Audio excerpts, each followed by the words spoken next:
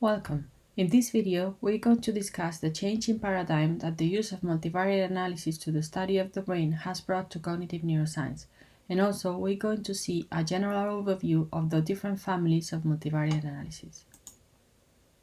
First, we'll talk about information-based neuroscience in relation to multivariate analysis, and then we'll briefly introduce the main idea of what are multivariate classifiers, representational similarity analysis, and deep neural networks, which conform the main contents of this whole course. We will then discuss the pros and cons of this type of analysis, and finish with a brief mention to experimental designs. The classical approach to analyze the brain with neuroimaging techniques fits within an activation-based framework. We're finding increased ball levels in a certain brain region with fMRI analysis, or observing high in amplitude in an ERP component or frequency bands, is interpreted as the involvement of that specific brain region or ERP component in the cognitive process of interest. Thus, to extract these inferences, univariate analysis will evaluate the effect of our manipulations in voxels, ERP components, frequency bands, spikes of neurons, treated as separate units of study. However, there are certain notions that do not fit well within a purely activation-based view of cognitive brain functioning. In most cases, the brain encodes information in a multidimensional patterns of brain activity, and not in the activation levels of single isolated brain regions. In this context, it is frequent to observe that areas that show decreases of activation levels also contain task-relevant information, that is, the involvement of a brain region in a cognitive function is not restricted to activated brain areas, but does include a more complex landscape of activations and deactivation patterns. In contrast to an activation-based paradigm, multivariate approaches conform to an information-based framework. Here, the analysis focuses on the patterns abstracted from sets or groups of voxels or electrodes. So in this vein, if the patterns of activity in a brain area allow a multivariate decoding to discriminate two different categories of objects, it is inferred that such brain region represents this information, regardless of its overall activation levels in an univariate analysis. It is often the case that restructuring the data that is consistently associated with specific cognitive information is not reflected on univariate results. As an example, imagine that this set of activation results corresponds to 5 voxels in an experiment presenting condition 1 and condition 2. As the direction of the effects is the same in all the voxels that are going to be averaged together, the resulting graph shows areas of increased activation, which are assigned to the cognitive function reflected in condition 1 in comparison to condition 2. However, take a look at this other example, where the activation levels show different signs for the two conditions across the voxels to be averaged. Because of this average, we see nothing in the resulting activation patterns, and we conclude that this region bears no relation to experimental manipulation. However, the patterns observed may be consistent, in the sense that each time we present this information, we obtain the same pattern, which may be the way the brain is representing that information. In this case, multivariate analysis can detect whether these fMRI or EEG patterns are consistent, and we can then use that consistency as a reflection of the representation of information in the brain. To study patterns in the brain, we can use different approaches, which will be introduced now very briefly. First, multivariate pattern analysis, or MVPA, correspond to the use of classifiers. Pattern classifiers are machine learning algorithms that learn to detect the patterns existing in a multidimensional set of data, associated with different experimental conditions. Classifiers can then use this learning to predict the category of novel data, which is data that has not been used in the training of the classifier. As an example, imagine that you want to study how the brain differentiates between two categories of objects, such as faces and shoes. If you run your experiment using these stimuli and look for univariate differences either with fMRI or EEG, it is likely that you don't see any, as the brain regions involved in both cases are almost the same. But if you capitalize on the patterns evoked by these stimuli, you may find a different story. For example, you can use the levels of activation or the voltage of your EEG channels to train a classifiers to discriminate between these two categories. Using many observations or trials, these patterns are fed to the classifier associated with the corresponding condition label, in this case either bottles or shoes. With training, the classifier learns where to put a division boundary that best allows to discriminate between the two categories. Then we move to the testing part. During this testing, new patterns of data are provided and the classifier predicts the condition to which the new data belong to. And then we measure how good the classifier is at making this discrimination. If the accuracy of the prediction is higher than expected by chance, the patterns are said to contain information regarding the classification between our experimental conditions. A different family are representational similarity analyses, or RSA.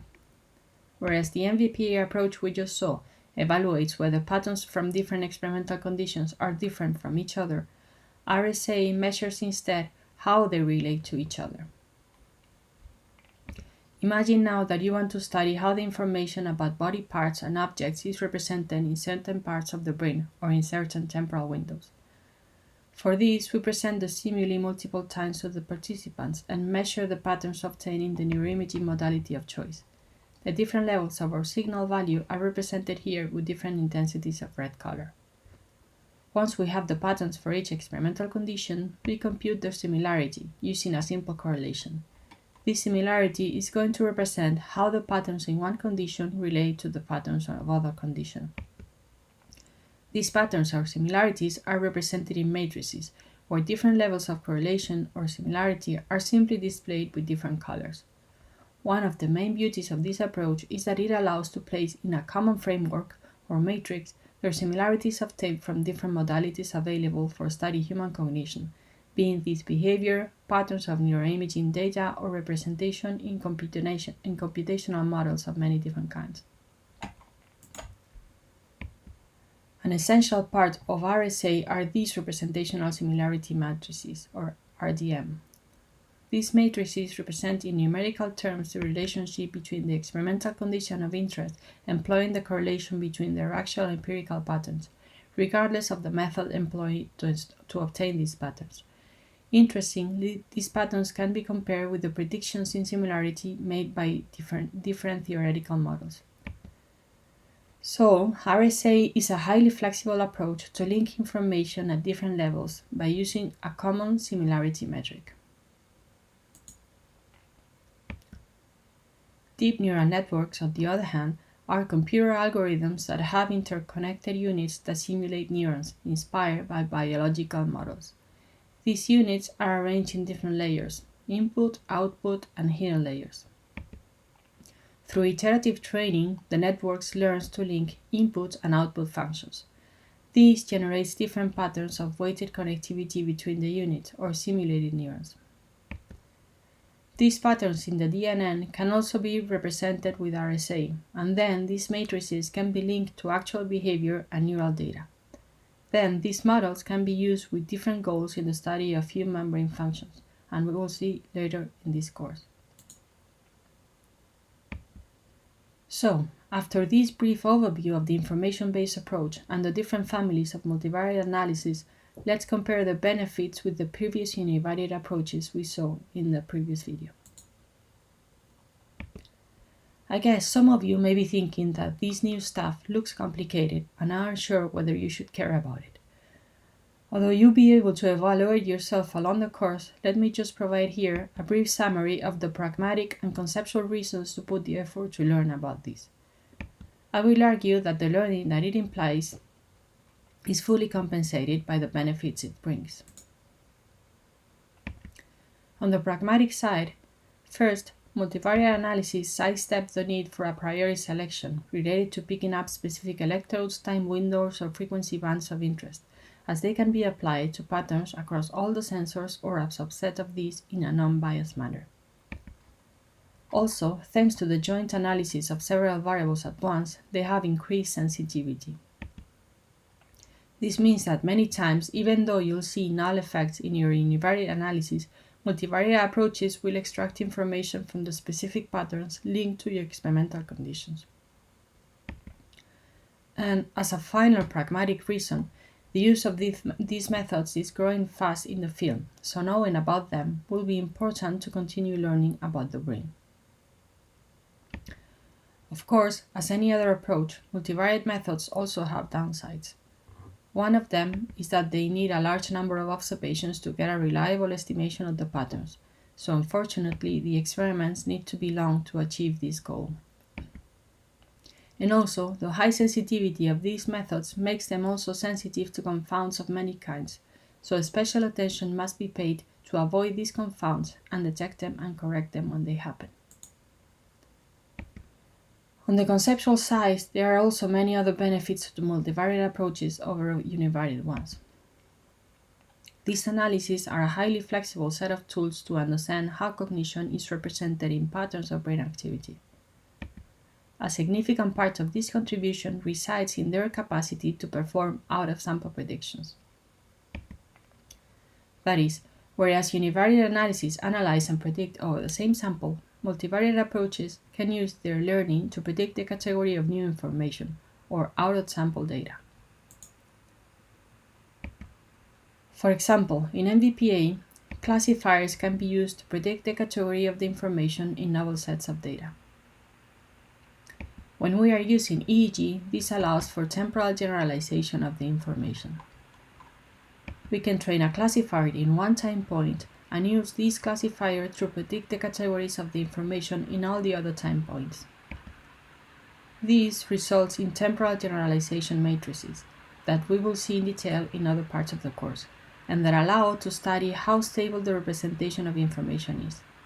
That is, we can study if during a time interval the brain is representing that information with the same pattern or with different ones. This out-of-sample prediction of multivariate analysis also allows training the classifier in one cognitive domain and testing it in a different cognitive domains, which offers valuable information regarding the similarity in the neural patterns between cognitive domains that were initially thought to be different. For example, we can train a classifier during the visual perception of different stimuli, such as the different types of fruit in this example, and then we can test the classifier during the tactile perception of the same stimuli within the context of cross-classification. If the classifier trained during vision is able to accurately predict the tactile perception of the same stimuli, we can have suggesting evidence that these two domains share representational codes. In addition, if we can do this using a technique with high temporal resolution, such as EEG, we can study the time windows where these two domains share these common formats for representing information. An additional benefit of MVPA is that analysis can be performed on a trial-by-trial basis, which allows to correlate them with behavioral accuracy, highlighting the relevance for behavior.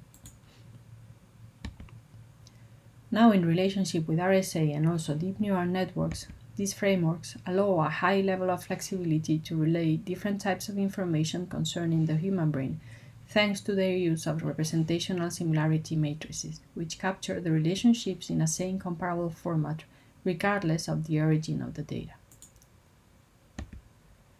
To end this video, we'll go over a few comments about experimental designs. The flexibility of multivariate analysis brings many benefits, but also needs the research to be guided by a clear set of goals and experimental questions, as well as hypotheses regarding the answers to these questions. The best way to do this is to make a pre-registration in advance, which clearly specifies which specific analysis will be used to answer which specific questions. Also, it is essential to run the full set of planned analysis in a set of pilot data before collecting the whole experimental sample. In addition, it is important to design the experiment in a way that avoids the conflation of the accuracy of the classifier with potential confounds. For example, if possible, it is better to keep visual information constant across conditions. Motor responses should not be confounded to your manipulations. Also, block designs are not a good idea, as block effects may drive the classifier regardless of the experimental conditions. And, in addition, the number of observations should be kept equal across conditions, and imbalances have to be controlled for. To finish, let's have a few take-home messages. Multivariate analysis allows studying the brain not from an activation-based perspective, but from an intervention-based approach. They allow extracting the distributed representation of information across the brain and to link different cognitive domains and levels of analysis. Multivariate analysis can be organized into MVPA, RSA, and also GNN. Overall, they provide practical and conceptual benefits. However, these analyses can suffer from confounds, which should be controlled with the experimental design and also during the posterior data analysis. For more information, you can take a look at the course by Fadenhorst on MVPA and to the literature that is cited afterwards.